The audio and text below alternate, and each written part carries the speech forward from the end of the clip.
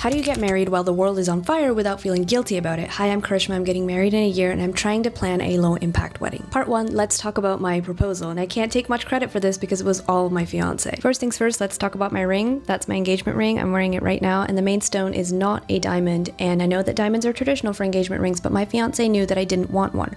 Diamonds are really associated with things like mining, heavy machinery, hydraulics, explosives, extractive labor. And the movie Blood Diamond really changed my brain chemistry. Most mined diamonds sold on the market today are associated with child labor and exploitative slave labor involving mostly women. If you do really still want a diamond though, you could consider a lab diamond over a mined diamond. Let's think about it from a per carat perspective. Per carat, mined diamonds release 57,000 grams of greenhouse gases. Now lab diamonds per carat release 0.028 grams of greenhouse gases. That's a fraction of the amount of global warming caused by a mined diamond. Now my ring, the main stone is a ruby, is even more sustainable, and you could go this route if you want. It's secondhand. It's a vintage ring. It's actually his Nana's ring, which is really sentimental and sweet.